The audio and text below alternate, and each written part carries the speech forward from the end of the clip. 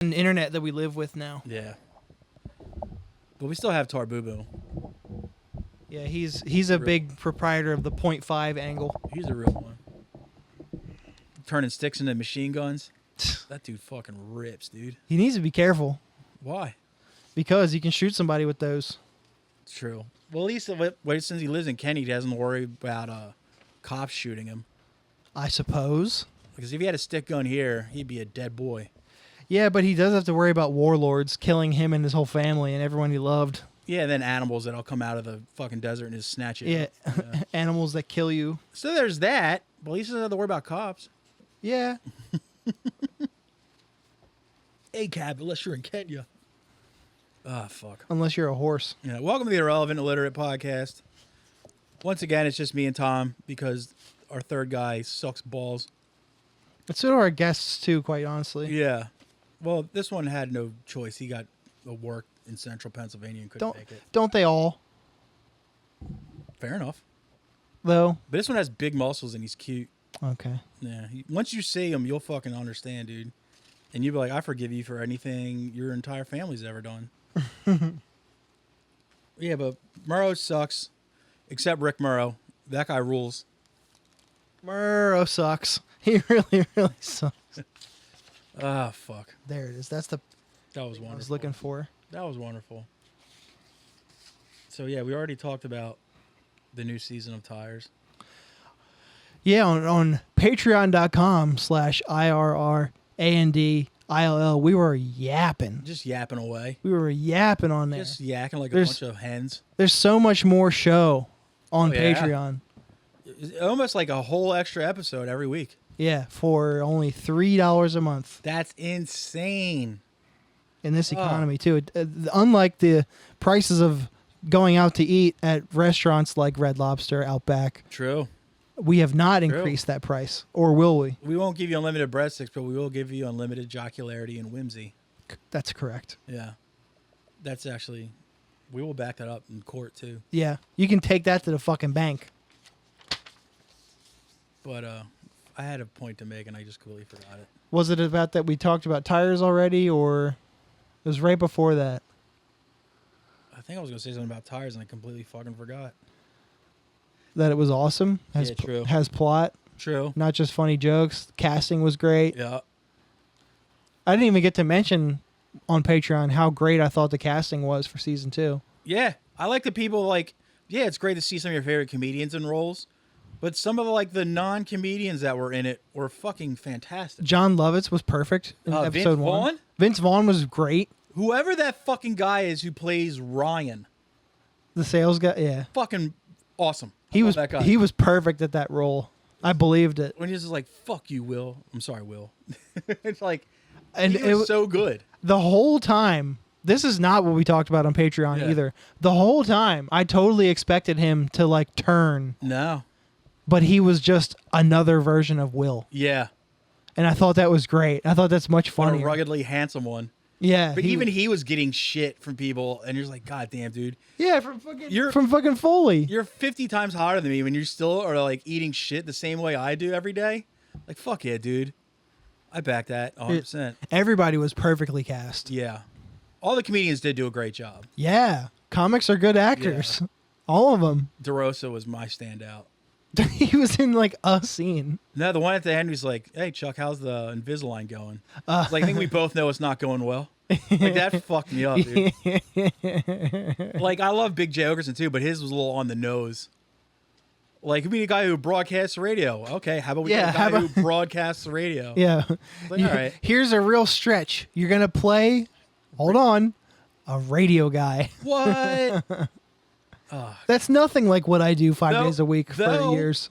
The guy who played his sidekick on the show, fucking fantastic. Who was that guy? I don't know. Me either. He was Squirt on the show. Yeah.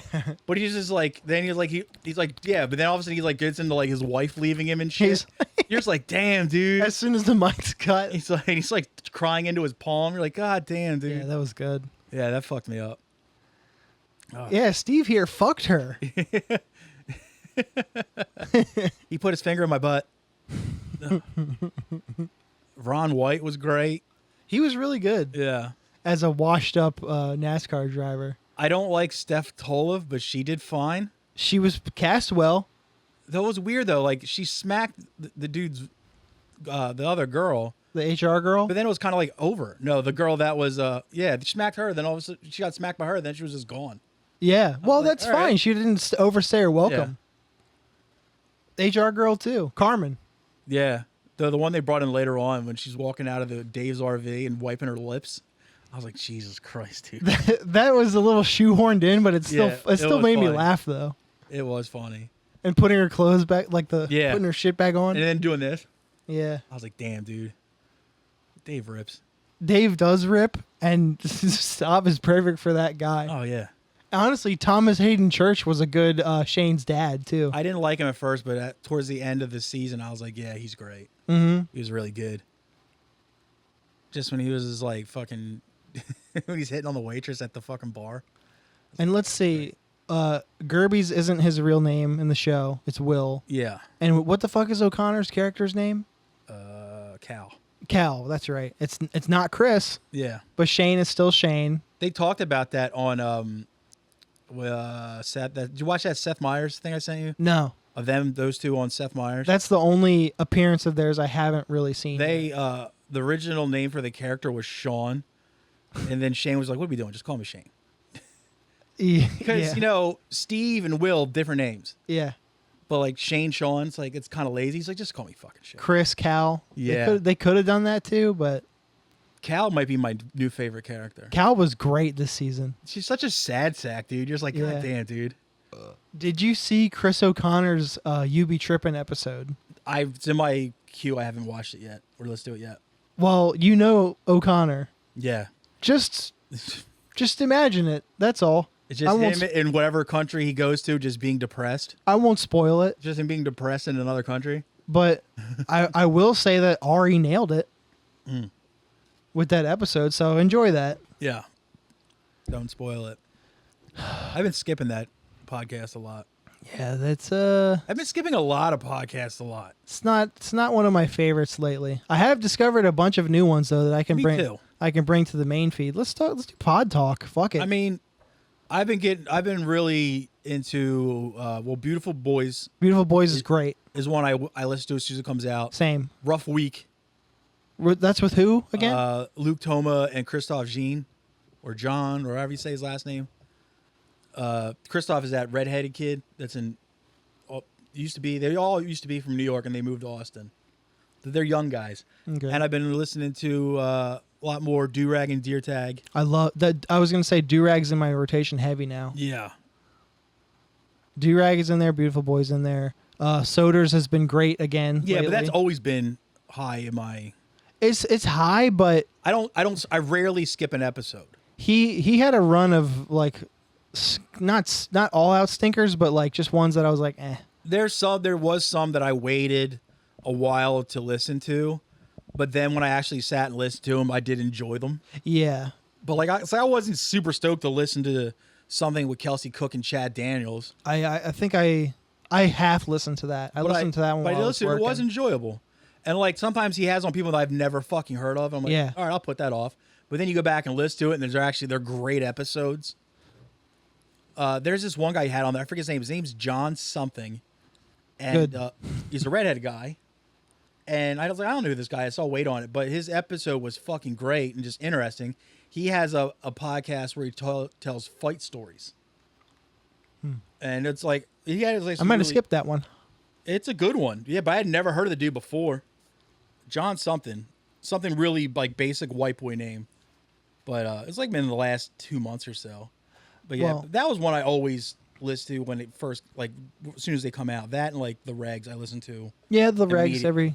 every yeah. It always gets bumped up in my queue too because I want to hear it. No, every other podcast, even ones I really like I'm really just like, I don't want to listen to this one. So Durag is the newest, and what else? Durag, Rough Week, and Beautiful Boys. So in Rough Week, like And occasional episodes of Cockfight, oh yeah, which is Lev Fur and Colin Tyrrell. I thought about trying because I like Column, but Lev's good too. the two newest in my feed after Beautiful Boys and after Durag, I got into the Solid Show Pretty good. with Derek Poston and Hassan Ahmad. Yeah.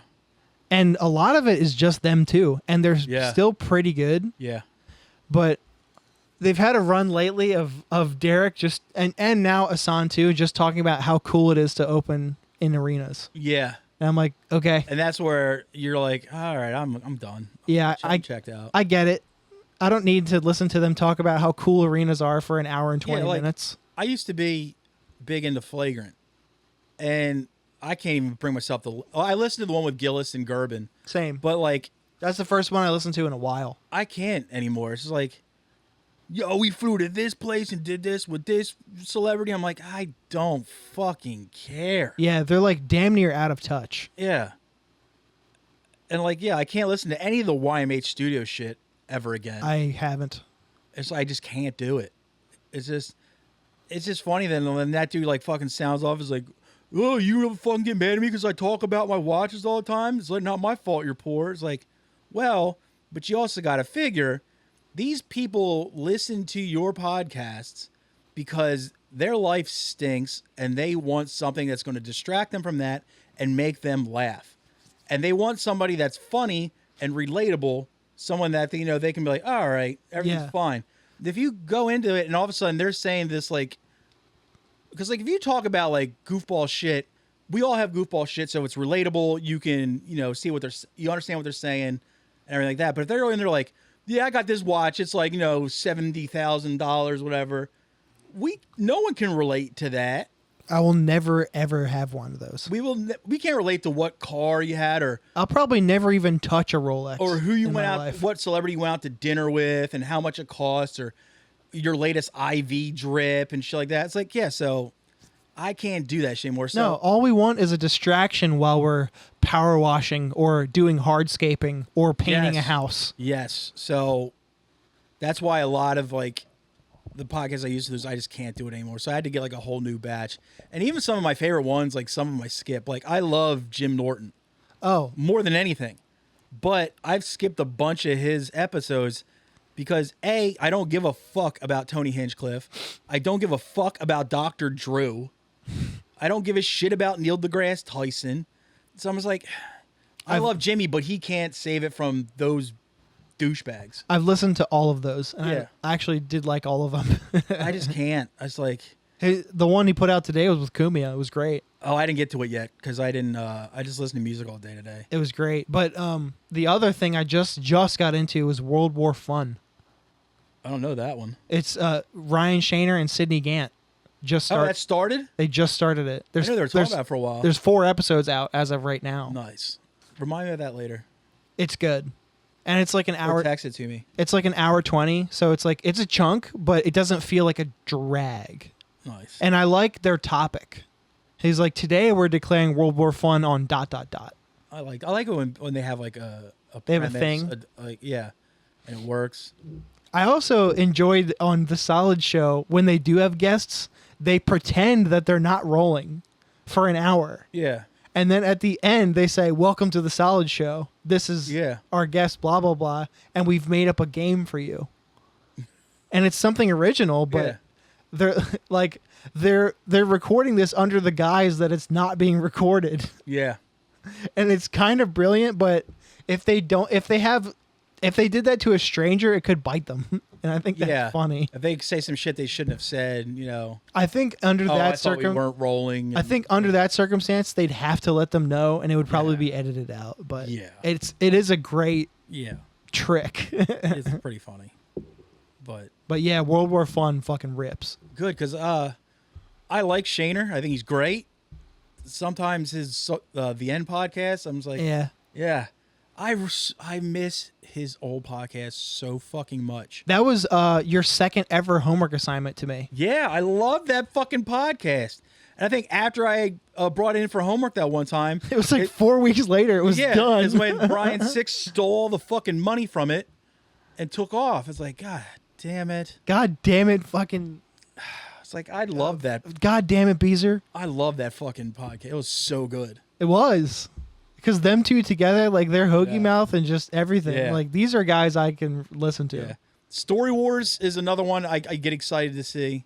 Yeah. But lately they've been turning out ones with like actual non-comedians, and I just find it hard to care about it. You know what I mean? Yeah, that's Lewis's style. He always throws in at least one. Yeah, like one of the most recent ones was it was Tony Hinchcliffe, who I can't stand, David Lucas, who I can't stand, and I forget who the third person was. I just listened to that one. And I was like, I'm skipping. I skipped the one with, it's some blonde girl that's like famous for other shit. Oh, Valerie Vaughn. Yeah. Get in the car podcast. I keep thinking it was Veronica Vaughn is one fine piece of ace. It's close. But well, I'll tell you right now, since you're not listening to it, David Lucas brings nothing to the table. As usual. I've heard that. Hey, oh, Tony, you gay. You're like, all right, we get it, dude. Get a new joke. Something obvious, yo ass. Yeah. Like, yo ass look like. And Tony Hinchcliffe's like, I'm rich. You son of a bitch. I'm rich.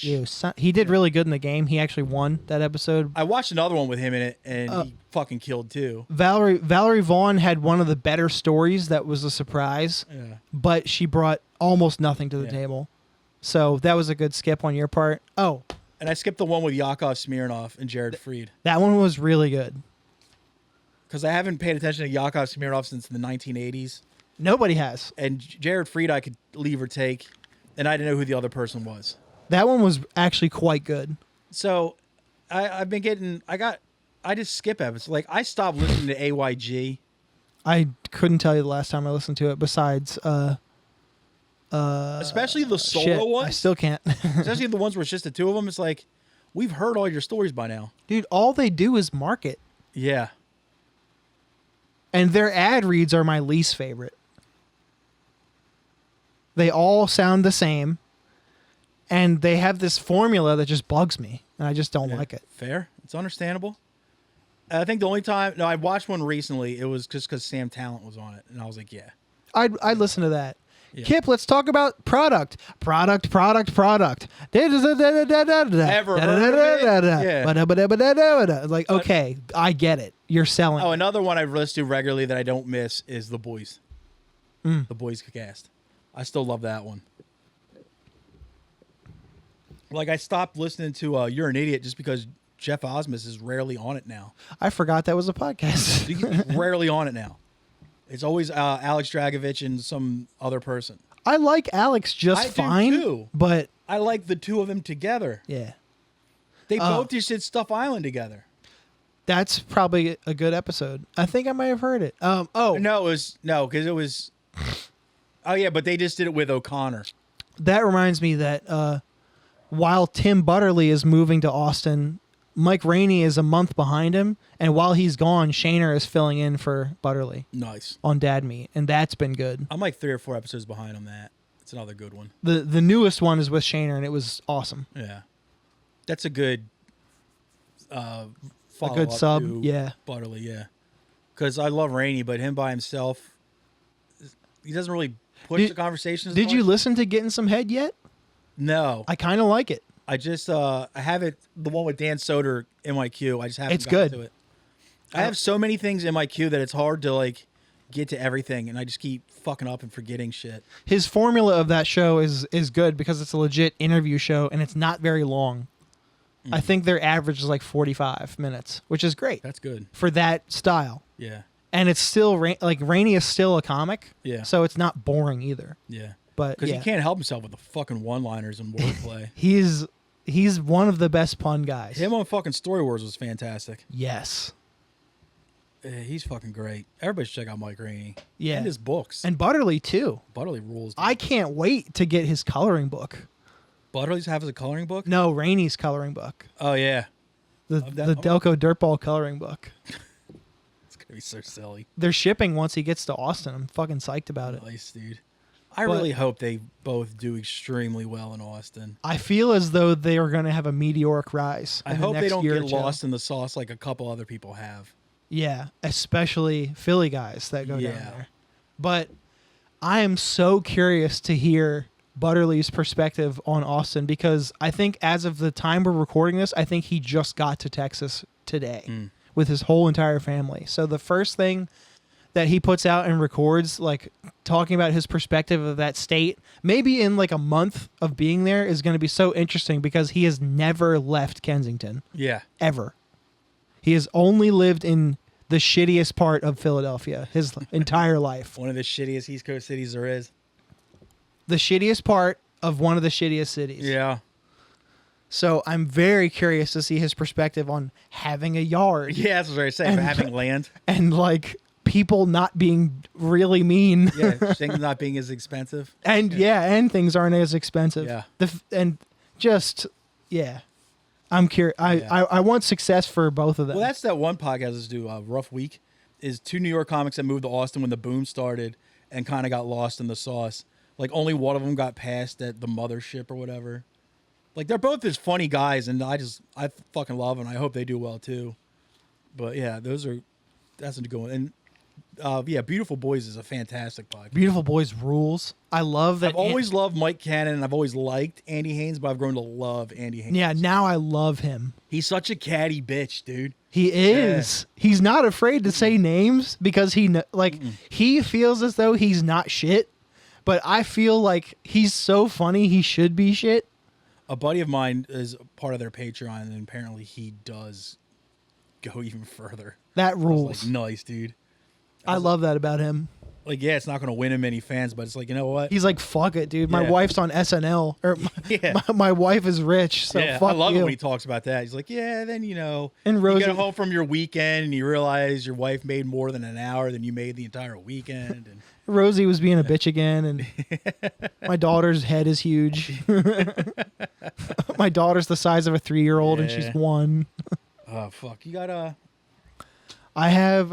Real quick, never mind. It is a news thing. Did you hear, this is on the Diddy trial, what Kid Cudi said Diddy did to him once? No, I've been paying as little attention as possible to the Diddy trial because I could not care less about any of those people, but I do like Kid Cudi. Here's the thing. As a person. I listened to my first Kid Cudi song yesterday, and honestly, not bad. I don't like rap. It was a song called something with starts with P. Like, God damn it.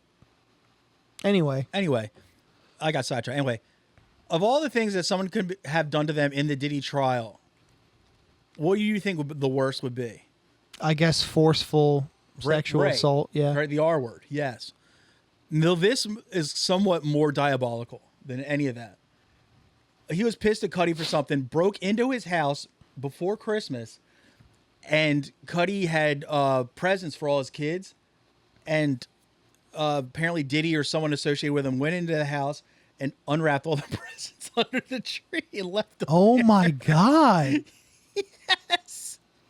Not only is it as intrusive as a B&E, which is like it is a B&E, like which is one of the most bad, like one of the most gross feeling things that can happen to you. Yeah. Like somebody, other than the R word, somebody broke into your house without your like consent or whatever, and like not only touched your shit but like fucked with it. Like that's bad. Unwrapped all the Christmas presents under the tree right before Christmas. Just ruined Christmas. Yes. So it's like, God damn, dude. So above being a rapist, yes. Diabolical sex fiend, he is also a Grinch. Yes, he's total Grinch, dude. Sean. Like, he just like fucking forces some rapper to suck his dick, to get ahead and shit. Then on the way out, he yanks all the stockings away from the fireplace, breaks all the candy canes too. Like, look, man, you took my oral virginity, but did you have the ruined Christmas too? That's all I had. That's all we have in December. Why would you? How could you take memories from my kids? Oh, fuck, dude. Fuck me, but my children. Like a lot of the shit that's coming out about him, I'm like, damn, that's diabolical. But I'm like, that one, I'm like, that's on a different fucking level. That's like 7D chess. That's so fucked up. Oh, goddamn. Okay, but yeah, I thought that it just tickled me, and not in that way, but not in the way he would prefer either. Silly goose. Let's see. So, are you aware that the FAA has been using floppy disks and those you know that printer paper with like the fringy sides? Yeah. What the fuck is that called? The serrated edges or whatever. Yeah, it's called something. We kind of like take the edges off. And you have to like roll the machine. It's not a telex, but it's something like that. Anyway, I know what you're talking about though. the FAA has been using floppy disks for like a long time. Still? Nice. So no more floppy disks. Air traffic control overhaul faces some daunting obstacles. This week, the head of the Federal Aviation Administration laid out an ambitious goal of bringing the U.S. air traffic control system to the 21st century. The whole idea is to replace the system. Acting FAA Administrator Chris Rocheleau explained to the House. I think so. Yeah. House Appropriations Committee during a hearing. No more floppy disks or paper strips. It's a goal that has eluded all of his predecessors. Walking into many of the nation's air traffic control towers is like stepping back in time. Technology from the 20th century is still very much in use today, including, yes, floppy disks, paper flight strips, and computers running Windows 95. Nice. My first computer had Windows 95 that I did homework on in my old school. Sick flex, bro. And I would take my floppy disk and put it in there and then take it to school and print out my homework. Whoa. Because we didn't have a printer. Let's see. The fragile state of the system became glaringly obvious during recent radar and communication outages that led to hundreds of delays and cancellation at Newark Liberty Airport in New Jersey. Pretty recent. That was like a big news story pretty recently that Newark got all fucked up. This is around springtime, yeah. Duffy wants a brand new air traffic control system, and he wants and he has broad backing across the aviation industry, from the union that represents air traffic controllers to trade groups for airlines and manufacturers. They've all signed into a coalition called Modern Skies, which produced a TV ad leaning heavily on 1980s nostalgia with portable cassette players and leg warmers. That was then, the narrator says. But 4 decades later, floppy disks are still being used to run our air traffic control system. So you figure now they're going to go to the most modern thing, which is like flash drives and shit like that. Yeah, even micro SD or like solid state hard drives and shit. Yeah. Do you think there was the cloud even? But do you think there's one dude that has worked in air traffic control for decades, right? But his brother-in-law is the last person that mass produces hard disk, the one that followed floppy. And he's like, look, dude, the minute we go away from floppy, I will make sure you get this government contract. And then so this guy's is like, oh, one day it's going to come up Steve and we're all going to we're going to eat steak that night. He's just been holding on for 40 years. Talking up his wife and kids like, our ship's about to sail, boys and girls. And then they're like, yeah, they're just going to go to flash drives and shit. Yeah, it's all just going to the cloud now. And the guy's just like, but, Dad, I thought you had this all figured out. Yeah, nope. Damn, Steve Hard Disk. Sorry about your luck. Steve Hard Disk. Is that like Steve Harvey? But like, never mind, I was stupid. It's not that stupid. Yeah, I just couldn't figure out where to go with it after that. Yeah. Air traffic control, what your ass say? In my air traffic tower? In my air tower? It's not in your mama's air tower. You better go get your mama to suck your dick. Maybe that was Bernie Mac anyway. It's like the same like the same kind of situations. Like somebody high up there, their brother-in-law had the last floppy disk business, and like we had to wait for you gotta wait for Derek to retire so we can stop getting floppy disks. Yeah, he's giving the George. It's his nut. His brother-in-law George, to give him the contract. That government contract was his livelihood. Yeah. And he just bought his own golf cart, so he really needs the money. Yeah, not like he bought his second yacht. Yeah. But like, dude, he just got a golf cart, so we got that he tools around on his own property with. His fucking his lucrative $300,000 a year government contract. And Derek, the boss, is like, look, George, I know you have this business, but we've got multiple flights are going missing. Everything's crashing into Philadelphia. Planes are literally falling out of the sky. Into Philadelphia. Philadelphia has airplanes, helicopters just landing in the middle of the street. We need to update. He's like, but I just got Timmy braces. Fuck. It's like, now I'm in a rock and a hard place here. Like, Jesus Christ. That rules. Like, you know, like there's like some mass burn sites. Like, okay, we got to get rid of all these outdated floppy disks. We just got to get rid of them. It's like, oh no, we don't have to burn those. Like, why not? Well, we just send them to the Air Association, Air and Space or whatever. The FAA. I dropped the ball there. Yeah, the FAA. All right, bomb. Federal Aviation Administration. Yes. Well, in better news, let me see. How do I want to order this? With DoorDash. Haha, woo. Fuck DoorDash. And fuck DoorDashers, too. Oh. They're the worst people. They're my least favorite people. Mine are rapists and murderers. DoorDashers are close second. You know what I hate? Evil. How about white trash? Do you like white trash? They're okay. A Maryland woman hit a child with her fist, Fuck slammed his head against a plane window after he called her fat and Miss Piggy after a trip to Disney World, witnesses say. A Maryland woman is facing felony child abuse charges for attacking a child who called her fat, referred to her as the Muppets character Miss Piggy on a plane. Chrissy Crampton, this is a Chrissy, all right.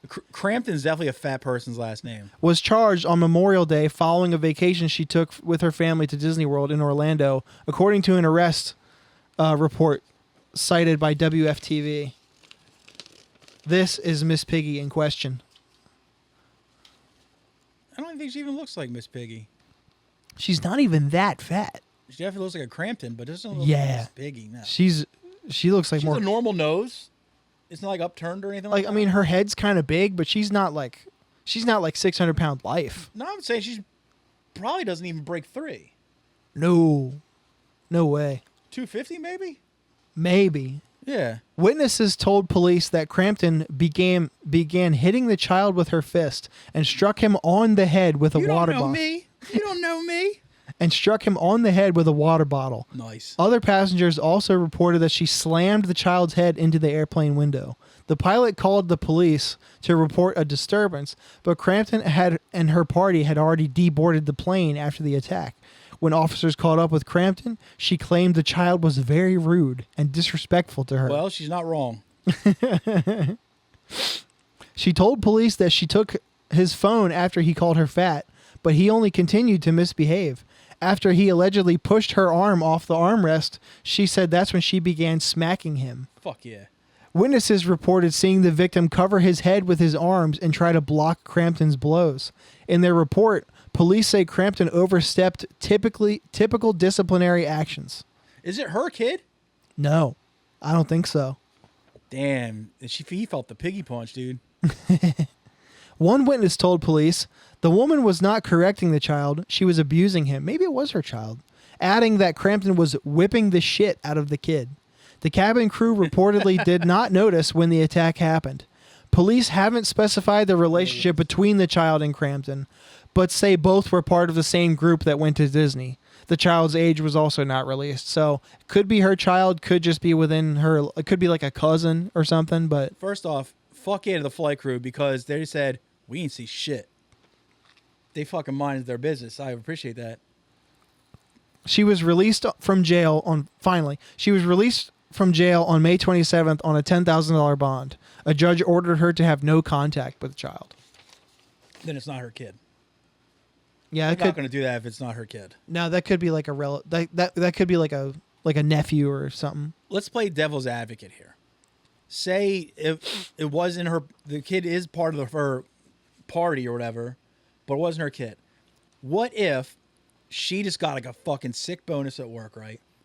And she calls up her sister and it's just like, yo, grab your kids and your husband.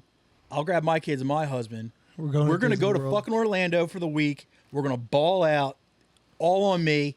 Let's fucking do this. Let's actually have a nice vacation together. That whole bonus is gone then. And everybody's just like, hell yeah, this is going to rip, dude. And like, so she shelled out the money for this kid to get on the plane and go to Disney, which is like a life-changing thing for a little boy, you know, just going to fucking... A young boy, sure, yeah. Yeah, to go see, you know, fucking Mickey and all those jerk-offs. Going to see Star Wars fucking world? Yeah, dude. Harry Potter and all those dickheads. So it's like, then all of a sudden she's like, but she's probably like kicked back on the airplane. She's like, I hooked all these fucking people up, dude. This is sick. I got to do good for my friends and my family. This is awesome. I feel great. And then that ungrateful little shit, it's like, you look like Miss Piggy. And knocked her arm off the armrest. She's like, I paid for this fucking flight. They're all my armrests. And he just disrespects her by calling her fucking piggy. And fat. Yeah. Just straight up fat. Yeah. Well, this fucking fatty just put your ass on a plane to fucking Orlando. You know, fuck you. And just fucking started beating the shit out of him. And little kids are vicious. There's been little kids that have called me fat and I wanted to fight them.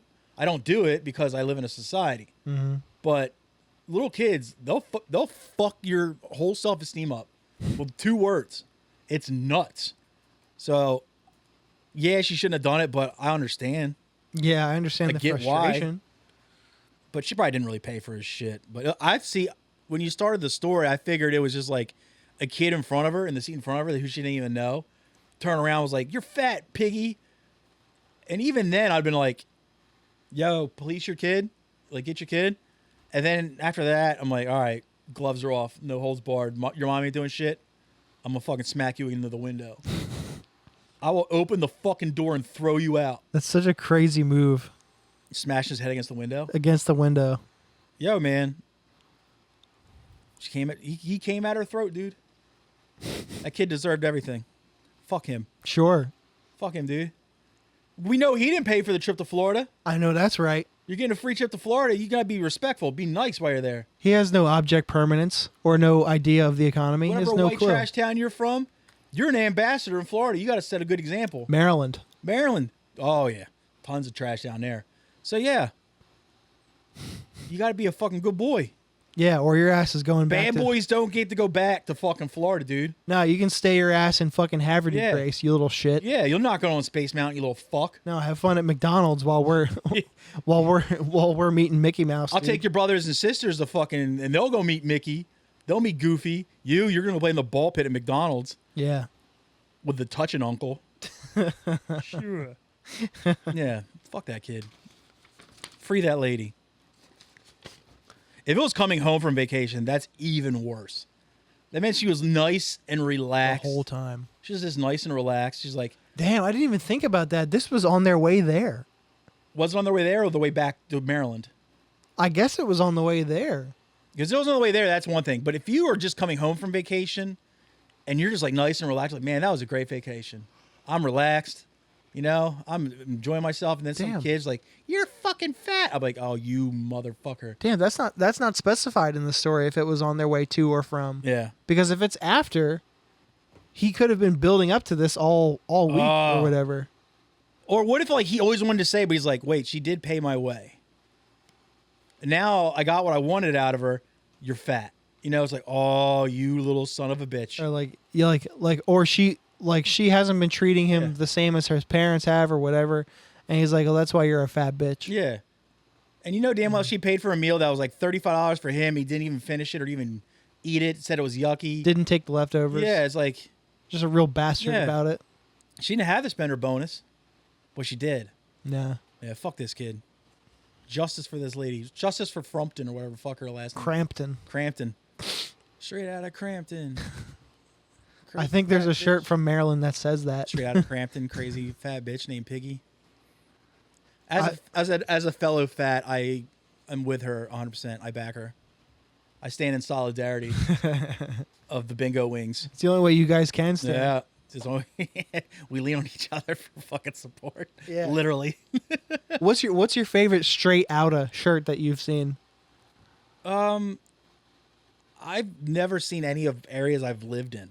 Oh, man, I've seen some bad ones. But I was reminded of, do you remember the novelty cereal shirts?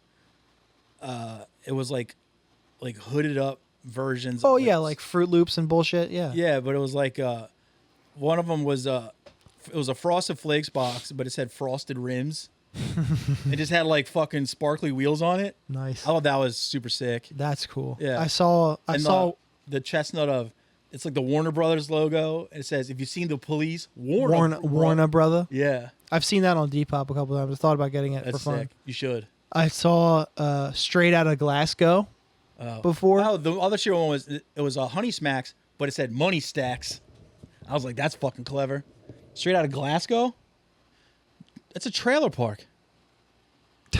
There's not much in Glasgow besides a vocational high school too. Yeah, and a trailer park, a big fucking trailer park, and 896. True. And the worst one I saw was a couple weeks ago. Now it was a blue shirt, white letters that said "straight out of my 20s." And I'm like, that is one of the worst shirts I've ever seen. If they're straight out of their 20s, they shouldn't get that reference of straight out of anything. Straight Outta Compton was 20 years before they were born. Well, they'd be infants when it was around. Yeah. But I explained it in a way that, like, clearly that guy, he was with a girl. I was like, clearly that guy's, like, girlfriend's mom got him that as, like, a gift. Why don't you wear it? And he had to be wearing it on, like, laundry day or something, because nobody who's in their 30s buys that shirt on purpose. Or gets the reference. It's like, fuck the reference. The shirt is hideous. Fuck the reference. The shirt itself is just dumb as shit. What does that mean? Straight out of your 20s. Oh, what? You still somewhat hopeful? Congrats. You're 30 seconds into 30. Yeah.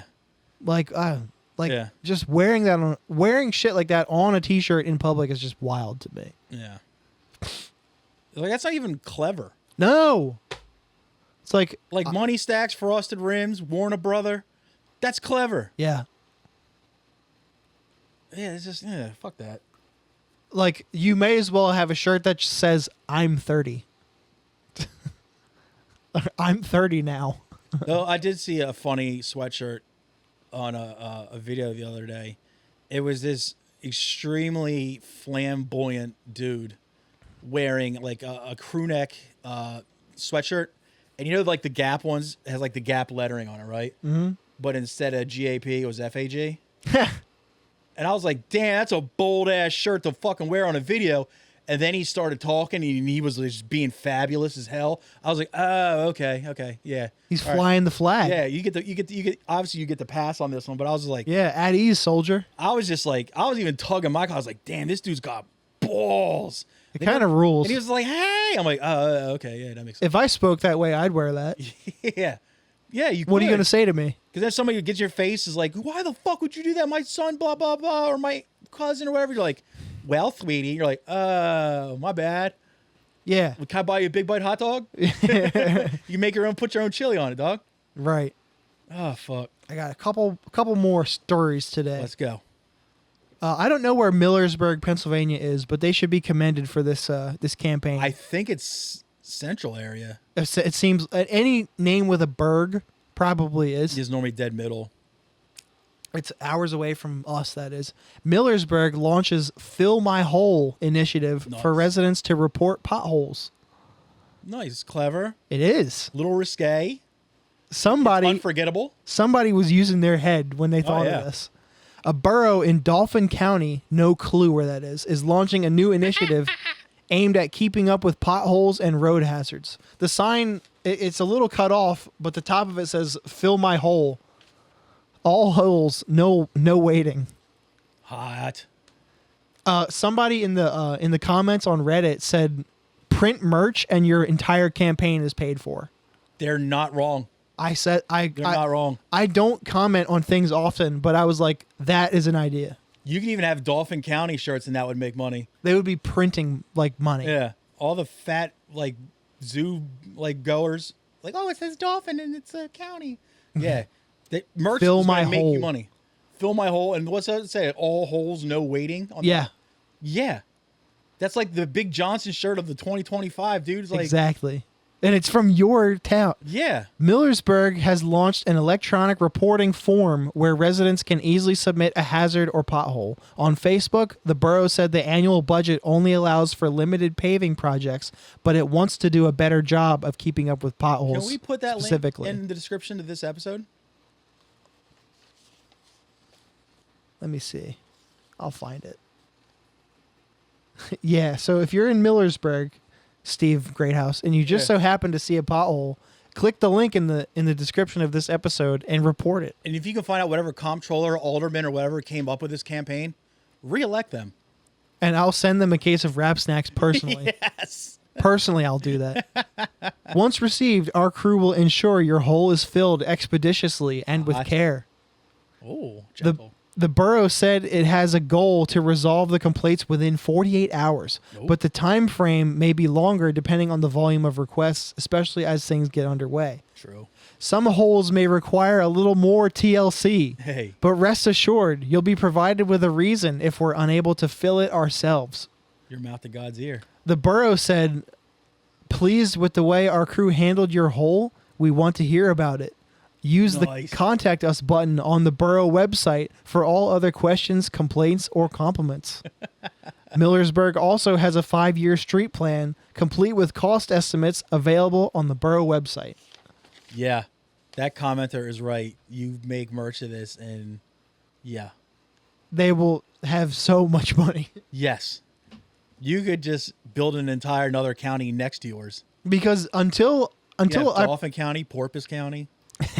Until I printed the merch for this show, yeah, that not enough of you fucking got, by the way. Dickheads. Pre-order only was a good idea. Yeah. We had no leftovers. It was exactly how much we needed. I had no idea how much money you could make off of t-shirts until I made them. I was like, oh, we actually did good. Yeah, we both started drug habits off of it. I fully expected us to be in the hole. Yeah. Until the last day. We would have to call the people from Millersburg to fill our hole that we were in. Exactly. Call back to 10 seconds ago. Crossover as well. Oh, look at that. Damn, dude. But I was like, damn, maybe people who print shirts are smart. Next you know, Millersburg becomes a destination. There's another shortage of the Comfort Colors fucking warehouses. They open their first south of the border in there. They need to order. If they open a Rainforest Cafe, I'll find where Millersburg is real quick. Oh, fuck. That's fucking great. Millersburg rips. Hell yeah, Millersburg forever. We got to. That's our next destination podcast thing. Steve will love that. Steve will love it. It's probably still it's like somehow 2 hours from him. It's somehow 2 hours from everyone ever. Mm-hmm.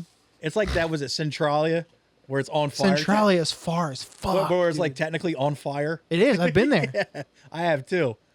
I've been through it. You obviously can't really go there, but I did go there. I walked on the burning road. It's still it was steaming then. Yeah, but that was in 2013. So they just needed a clever T-shirt design.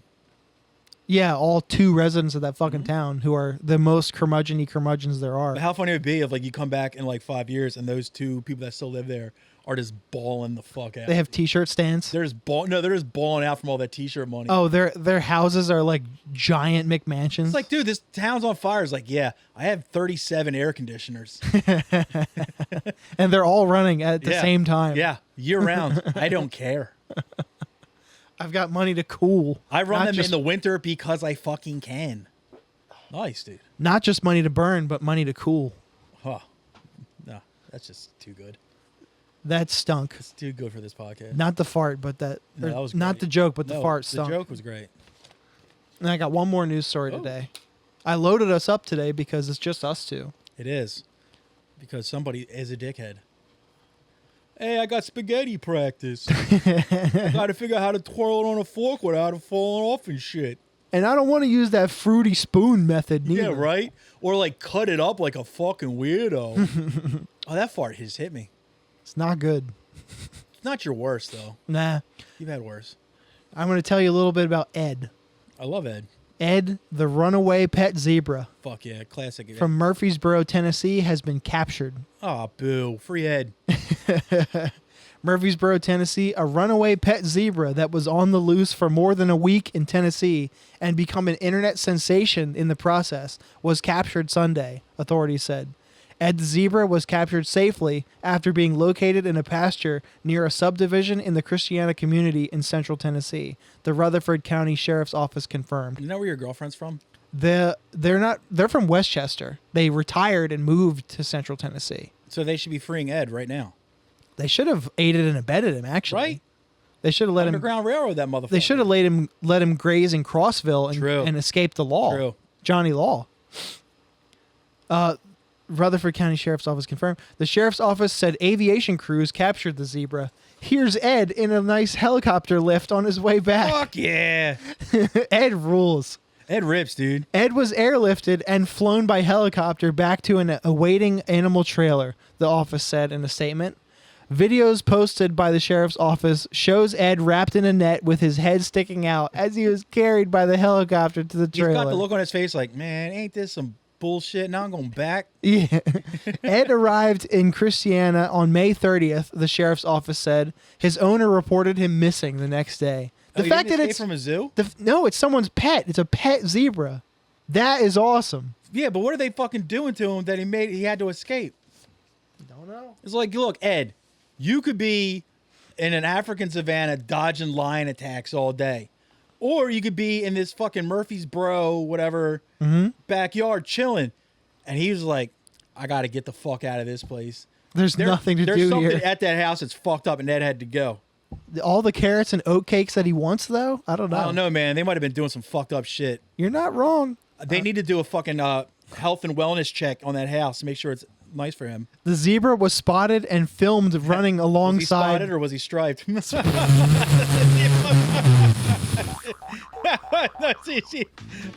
Fucking free Ed. Freed. Free Ed. Free Ed. He was freed. Fucking classic. He was filmed forcing deputies to shut down the roadway, but he escaped into a wooded area. There were several sightings of him posted to social media. Ed was filmed trotting through a neighborhood. The zebra quickly became the subject of internet memes. One fake posting showed Ed dining at a Waffle House, a Southern staple. Classic. Others had him visiting other Tennessee cities, panhandling on the side of the road. The pursuit of Ed came a month after a runaway kangaroo shut down a section of an Alabama interstate. Yeah, what if, like, Ed and the kangaroo were boys? They plotted this together. And, like, the kangaroo's, like, he gets his minute of freedom, right? And the first thing he does is he writes, like, a letter back to Ed. And he's like, yo, Ed, dude. Yo, these backyards are sick, right? Like, we get all the food we want, but, yo, there's some pussy out here. And, like, yo, so Ed's like, yo, I'm going to go follow around the kangaroo, whose name is Peter. He's got to go follow Peter around, get some of this pussy he's talking about. And then he gets out and he gets fucking snatched up right quick. But he did get a sick fucking airplane or a helicopter ride. Yeah, he didn't have to sit in traffic at all. But he's still, like, he's the only person, like, getting a sick helicopter ride. It's like,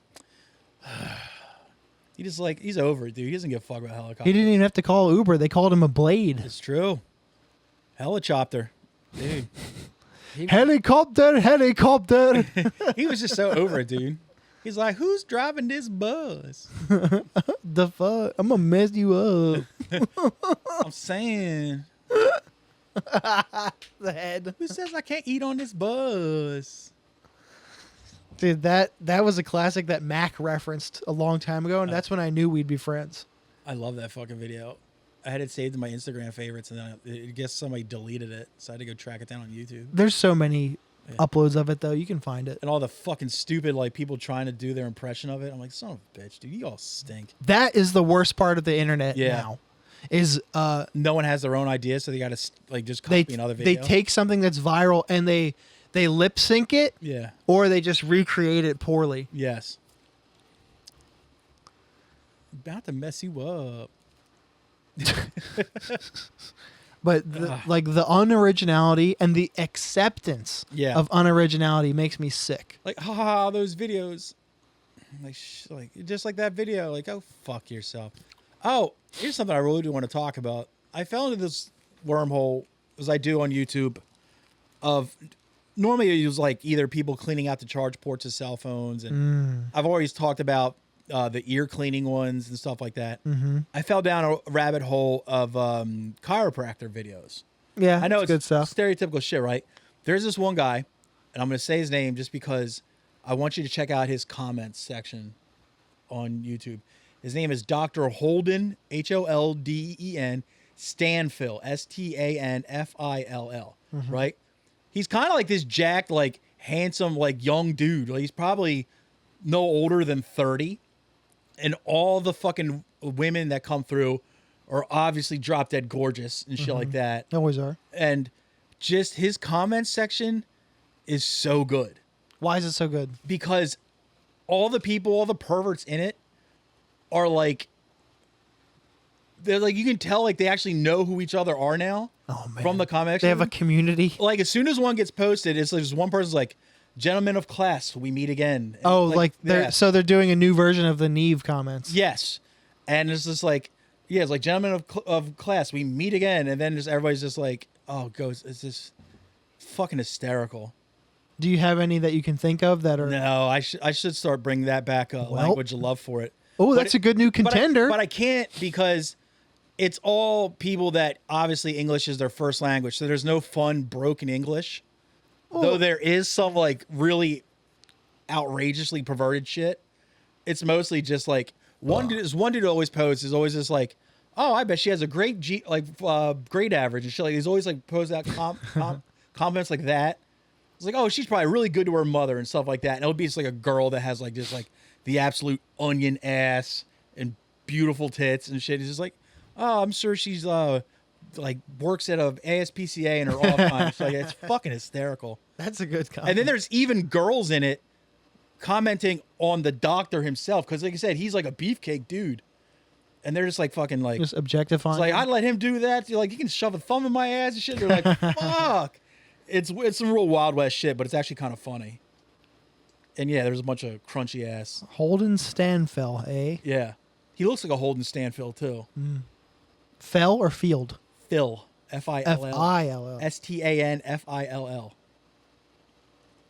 He can fill me up. Oh, dude, he's jacked, but he's not like uber jacked. So it's like a jack that, honestly, if you worked on your chest more, you'd look just like him. I am hunched over. Good head of hair on him. Handsome dude. It's like, yeah, dude, it's fucking hilarious. Men of culture, we meet again. That just cracks me up. When you see and like nobody's attacking each other, it's all just people just like commenting on each other's comments, just like, "Oh, I agree, my good fellow," and just shit like that, and it fucking cracks me up. The community of people in wise words from Neve's comments do that too. I'm so glad she brought her comments back. She knows where her fucking bread is. Yeah. What side of her bread it's buttered on. Like, look, girl, just don't read your comments, or you're going to fucking be up for. You'll never sleep again. But yeah, just laughing the whole time. Let it happen. Yeah. Her want to talk about your pussy constantly. Her adult braces are killing me. Why would you get that looking the way you do? I just think her fucking material is starting to suffer. Her fucking jokes aren't as good anymore. Yeah, I wonder. She used to have some really good ones. I was like, that's a pretty good one for a dad joke. But now it's like, oh man, she's putting more like quantity than quality. Sometimes I find that she hams up the awkward pause a little too much. Sometimes, yeah, it goes a little too long. It's fine if it goes long, but it's supposed to be awkward, yeah. It's the overselling it that I don't love. It'd be funnier if it was more of a no-sell and was longer. Yeah. Well, she just kind of like sheepishly looks at the camera and just like, yeah, those are funny. Look away, put your hands in your pockets, look back, look down again.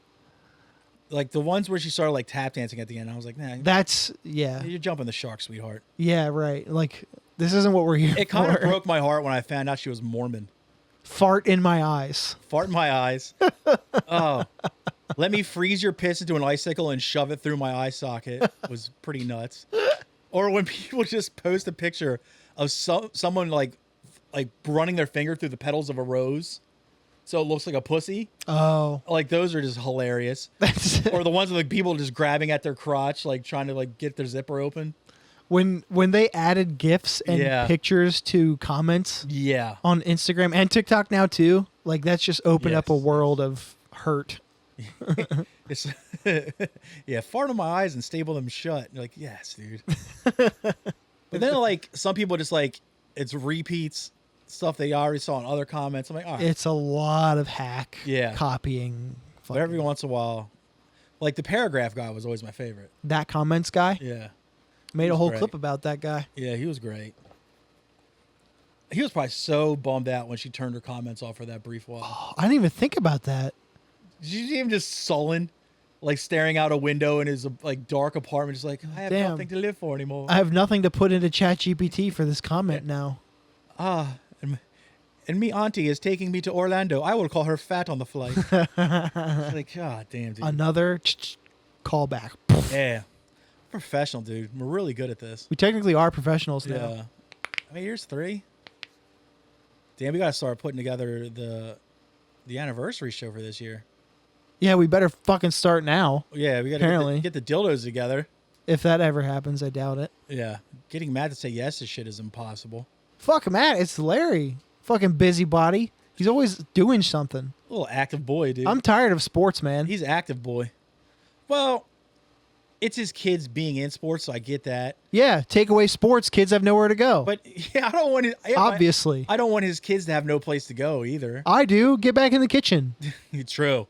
I want my fucking pickles. X should get back. X can get back in the fucking kitchen. Yeah, like yeah. You got lacrosse. That's fine. Go throw the ball. But where's my second jar of pickles, premium pickles? That lacrosse is not going to feed you. That's Pickles, Premium Pickles on Instagram. Follow them for delicious pickles and other pickled items. You know, while you're at it, too, follow parlay.philly. Yeah, and also Stuck Again Vinyl.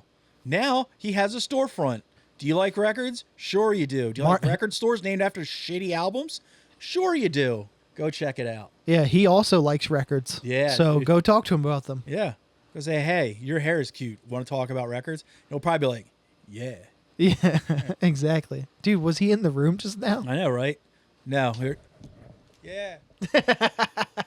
That was like a Doppler effect, Mark Green. Like, yeah. Doppler effect is so sick.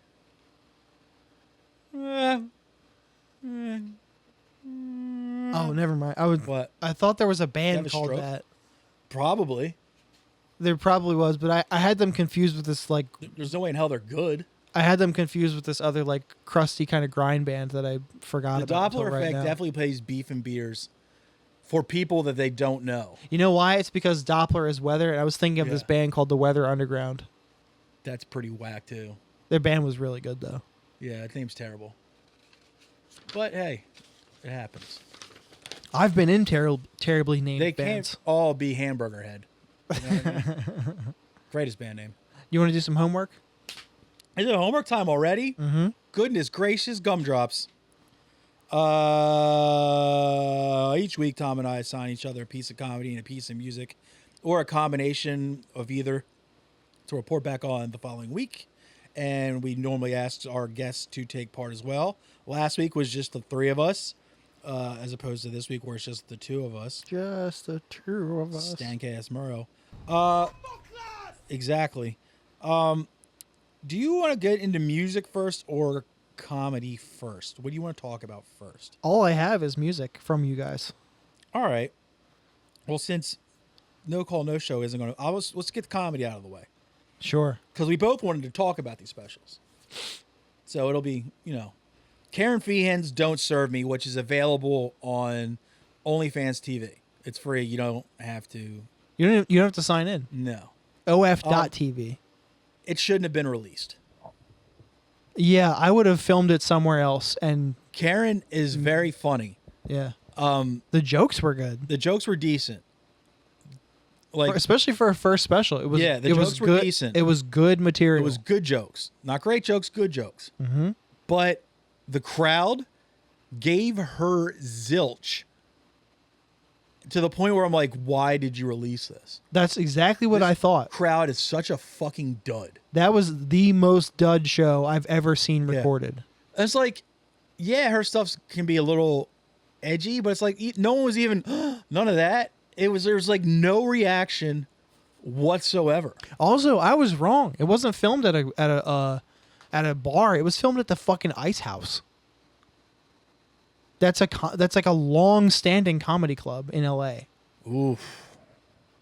Yeah, that... Maybe we never film a special in LA again. It was brutal to get through. I love her. She's great. But she should have home turfed it. Something. Anywhere. Yeah, god damn. Or like a comedy town, like a Chicago or fucking like somewhere in the Midwest where they laugh a lot. Yeah. Even fucking Florida, for Christ's sake. Yeah. But it's like... Even Texas would have been better. The crowd was so bad it actually took away from the jokes. Mm-hmm. And did you notice when she would call out to somebody, they would give her nothing? Yeah. It drove me crazy. It's like, I couldn't believe it. Did she, like, was she under a thing where she had to release something? Because honestly, if that was my finished product, I would have been ashamed to put it out. I didn't even think about that possibility until right now. Maybe this is just a possibility. Maybe the OnlyFans, like safe for work content producing people are like stationed in California or something, and they're like, "We'll set you up at the Ice House and produce this special. You can record it here." And like, I don't know. I'm just assuming. And build it with nobodies who just don't know how to laugh or react in any way whatsoever. That room sounded like what LA comics call a papered room, which is when the venue will give tickets for free to anyone to simply fill seats. Yeah. That's what it sounded like. People who didn't go to comedy, they sounded like they don't go to comedy shows. They don't like laughing. They didn't even like her being on stage. Like, she has this sort of deadpan delivery too. Yeah. That like, I guess it works for her, but like, I wouldn't hate if she put a little bit more emotion into her delivery, but that crowd was feeding off of that. Yeah. And they were not feeding off of the fact that those jokes were funny. I reacted in a lunch lady way, which is like, after like, I'd say about 10 minutes of it just not going well, I was just like, oh, sweetie. It's like, oh, like, I really want to hug her now. It's like, yeah, man. I was be like, you're funny. It gets better. What? You know, something like that. It's like, yeah. God damn, man. What a dud. It's honestly the reason you should watch it is to see how bad crowds can really be for comedians. And how much that can affect if a special is good. Yeah. It's like a masterclass in the crowd you don't want. She should not have released this. And it sucks because I've been looking forward to a special for her for a long time, and it's like, she deserves one, and she's capable of being hilarious, and it's just like, if she had any sense, and I think she does, she will self-release a next one or do it with gas or something. Yeah. Or just, that was just brutal. Because OF dropped all of the balls. Yeah. Her performance was a 6. The rest of it, the special, that was a 0. Agree. You also gave me Giannis Pappas, property owner. I love Giannis Pappas. Me too. He is there's a stable of comedians where the specials that they bring to you aren't going to be your favorite special, but every single thing they put out, consistently is going to make you laugh, right? Mike Cannon's another one. Mm-hmm. All his specials are really, really good. They're never great, but they're always really, really good. So you know that if I'm going to spend an hour on Mike Cannon, it's going to be an hour well spent. Giannis Pappas was like that for me too until this one. This one had some good parts to it, but overall was kind of just, And it sucks because I think he's one of the funniest people ever. Him telling a story is some of the funniest shit in the entire world. I agree. Do you think if he spent 4 years on it instead of 2, it would have been a lot better? Yeah. I agree. I think what showed is that he just put out what the hell is it called? Mom Love, like what I guess like two or so years ago. He was like, and now I got to put out another one. Yeah. Self-released another one. It's weird because he had that one, his first one, Blowing the Light. He had that one, and then Mom Love, I think honestly was about 4 years later, and they're both great specials. So it's like maybe he just needed more time to tweak it, cook it more, because it definitely does have parts that are funny as shit. Mm-hmm. But it was the first time that I was kind of like stepped away from a Giannis Pappas special. Like, that wasn't the best. Right. He I want to say 25 minutes of it was a chunk on the animals in his area. Yeah. And I was like, he can do better than this. Yeah. He joked about how Rogan did that on his first Rogan appearance for over an hour, and then he did it in his special. Yeah. And I was like, what happened? Yeah. It's not a bad special, but I guess it's a decent special, but I expected better from him because he has given me better. A few years ago, I went to Magooby's with my ex and 2 of her friends to see him on a Thursday night. I was just on just a one-off, and he went up there with no material and was fucking great. He's great for an hour. All his podcasts are fantastic. The show was undersold that people, like, you know how Magoobies has that area in the bottom before the amphitheater seating starts? Yeah. Only that part was full, and the first level of the amphitheater style. Yeah. We sat I sat like this far away from him. Yeah. Did he kiss you? I wish. Nice. But I could have kissed both his eyes at the same time. True. They are very close together. But yeah, it should have been better. It's weird because it's like his podcast with Chris DiStefano, History Hyenas, is a flawless podcast. Yep. But the 2 of them, their stand-up is always good at best. It's never great. Like, I'll continue to watch everything those 2 put out, but it's always going to be, a good special. Yeah. You're not going to regret your time with it, but you're not going to go run and tell everybody in your friend group to go watch it. Yeah, like, let alone Special Weshy, but the Hulu special is not on my top 10 this year. If you want a good Giannis special, I suggest Mom Love is his strongest one. Oh, back to Mike Cannon real quick. I thought Traumatized Animal, right? Yeah. His newest one, is best so far. Yes. I thought it was more than just good. It was pretty good. Yeah. Like, I forgot to get that out. I think all of his are really good, but I'll never say they're great.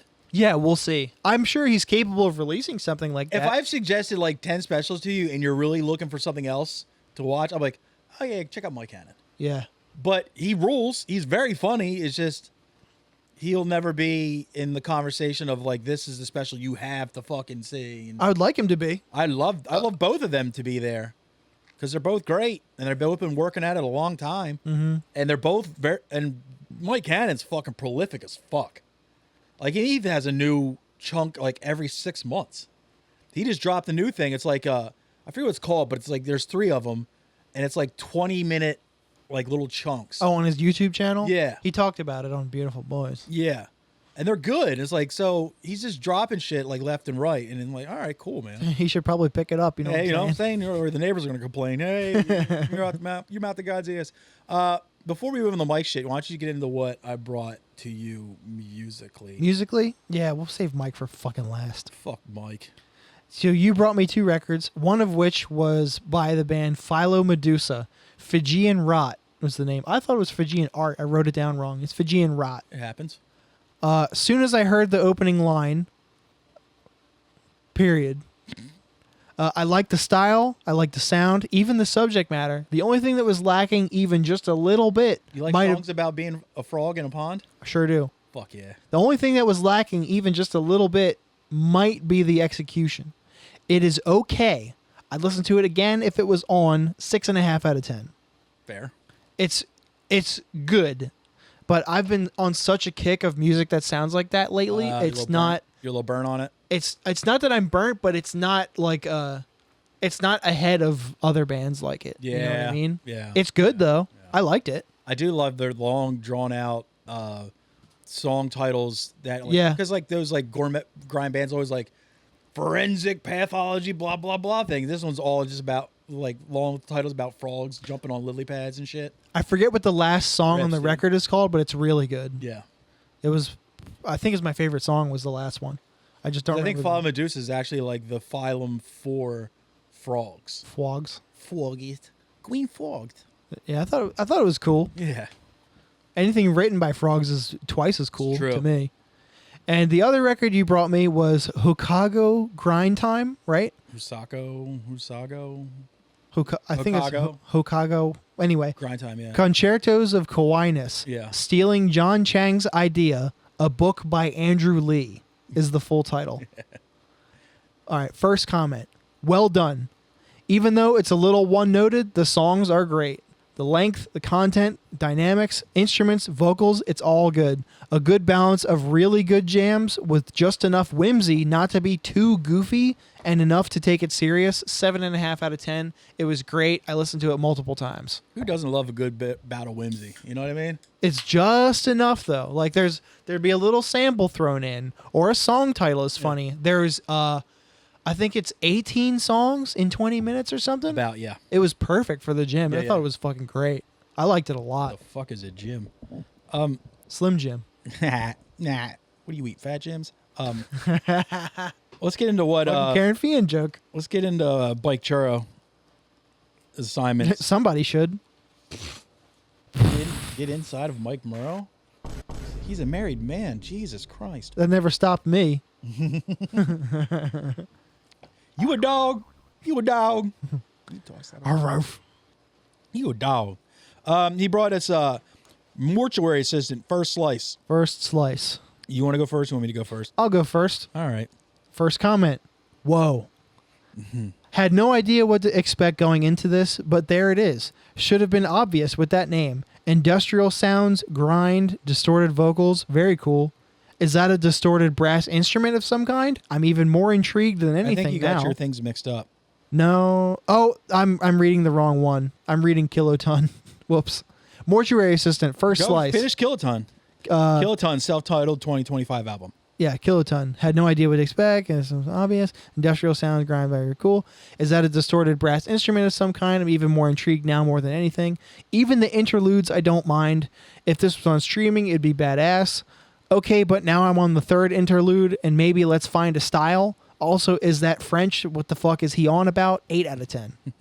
That was for the other record he assigned us, Kiloton, self-titled. But let me jump back to Mortuary Assistant. First slice. Okay. Dirty ass guitar.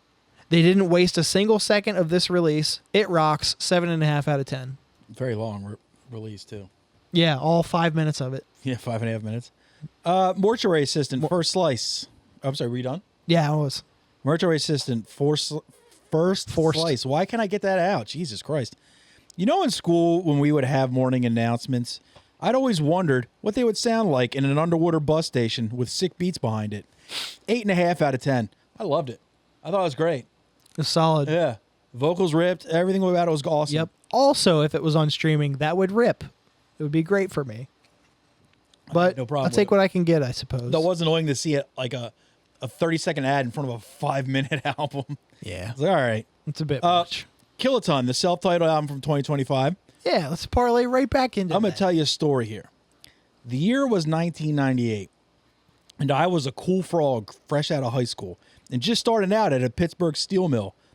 On my first day, I went and turned on the first Jerky Boys LP, and my four-frog was like, at this mill, we only listen to Kiloton. Four-frog. And my four-frog was like, at this steel mill, we only listen to Kiloton. And I was like, ribbit. 8.5 out of 10. Fuck yeah. Industrial weirdo metal with frog vocals. Frog, yeah. I mean. True. Very true. Yeah, dude, I absolutely love both of these records. Steve HARDDISK would agree. Kiloton might make the end of the year thing. But because not a lot of other great shit has come out this year so far. Not yet. We'll see. We're almost at the halfway point, so you guys need to fucking step it up. Yeah, you guys. Use guys. Or else. Yeah. Or else we won't talk about you on our podcast to a couple hundred people. Yeah. For Steve Greathouse to actually go check out. Mm-hmm. Kiloton rocked. Kiloton ruled. I thought Mortuary Assistant ruled. Yeah. That's not what I was expecting, seeing the title, though. Yeah, I had no idea. I was expecting more like along the lines of like Hemorrhage or Mortician or something, but I was expecting my old whipping boy of Sound Guy metal with a name like Kiloton. Nah. Oh, Kiloton, yeah, it's not Mortuaries. No, not that. No. You're really getting mixed up here, dude. I know. I'm all. You're all topsy-turvy. I'm all. You got to screw loose. I've been bamboozled. Run amok. I've been high load. So what do we got this week? I have two specials. Nice. One of them is available right now. One of them will be available Friday. Right now? Yes. But by the time this episode comes out, they'll both be available on YouTube. Sure, yeah. The one that is available right now is a guy I know both of us love, Joe List. Oh. And his new special, Small Ball, is on YouTube now. It finished its theater run, and now it is up on YouTube. I think it's been up for 4 or 5 days. As of now, about a week. It was just over 300,000 views, so it didn't get stomped out like the last one did. Oh, Enough for Everybody. Not for everybody. Yeah. And the next one is coming out Friday, also on YouTube, by my guy, my GOAT, my favorite comedian of all time, Jim Norton. Oh, it's on YouTube. Yes. Domesticated Human. Is that an old one or is that brand new? Brand new. It's the one he's been talking about shopping around the streamers all this time, and he hit the fucking there. Yeah, he had to go to YouTube, which I think is the best option for him. For him, absolutely is, because and it's the best option for Jim because all of Jim's fans are people like us and people who live on YouTube. Yes. They listen to old episodes of O&A. They listen to Jim and Sam on there. Yeah. They're not his audience who have Sirius XM radios. Yeah. And they're not people who give a fuck what streamer he gets on. Yeah.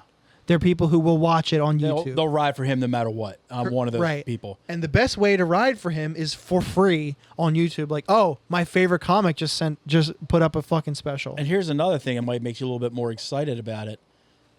Unlike his other specials where he's on at theaters. Oh, it's a club?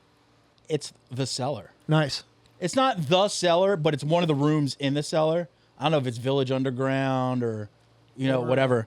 One of the other. Probably rooms. not Fat Black, and probably. It's not the one that says Comedy Cellar in the background, but it's one of them. But so it's like a small, intimate place, which I think is the best way to take him in. Yeah, I've seen him mostly in theaters, but the times I've seen him in clubs, way better. I believe that. A preemptive of signing, so we'll both. I just really hope that it's better than the album he put out. It's just that album was just kind of like, we gotta stop with the albums. It's like Jimmy. You waited this long, and this is what you put out. I would like it if comics who release a special also release it as an album, because that's fine, because that way it can get played on Sirius and they can get kickbacks from that, and it can be found on Spotify, which is also good for I don't know if I told you about this last episode, but because you brought Micah Fox, and she has an album. Yeah, you told me. You talked about it. You said it was better than the Cracked set. Yeah. I just wanted to make sure I told you about it because I know you liked her, so I was like, this is something up your alley. What do you got for me? I've got a special. Did I step on your dick with the Joe List special? No, not at all. Okay. I actually wasn't going to assign it at all. I have a special and a comp. The special I have is available on YouTube. The comic is Adam Gilbert, and it's called We Live in a Divided Time. That's a weird fucking long title. It's a little wordy. Is it a full one or is it just like a don't tell? It's a little shorter. It's not an hour though. We live in a divided time. Yeah. Okay. And the comp I have just came out, and it's by the band Sulfuric Cautery. I just assigned a couple episodes ago. But do they sell at PH or F? Sulfuric? Yeah. It's Sul F-U-R. F-U, yeah. And the comp is Cautery? Cautery. C-A-U-T-E-R-Y. Yeah, I know that one. Yeah, R-Y. It's called Subsequent Torture Sessions. Damn, that's like 2 in a row? That's crazy. That's a lot of torture sessions, guys. You be careful. It's a compilation tape, and it collects all of the Sulfuric Cautery splits and EPs between 3 years of torture, suffocating feats, and features the last 8 previously unreleased tracks. So it's 8 new tracks, and it's their sides from a bunch of splits. Originally intended for a 12-inch that never came to fruition, these were the last recordings they did as a 4-piece. You know, I don't like those types of albums, though. Unless they're all recorded at the same place. Yeah, because they sound all different. Yeah, it's kind of weird. Undertow, everything is like that. Yeah. And it's like different eras of the band, so it's like somewhat different members. Your different tones. And your talent is different in between. Yeah. It's like, it's different. Do you want me to give you music? Nah, I'm good. Okay. Shave it. Thank everybody for listening. We really appreciate it. Thanks, Mike, for showing up.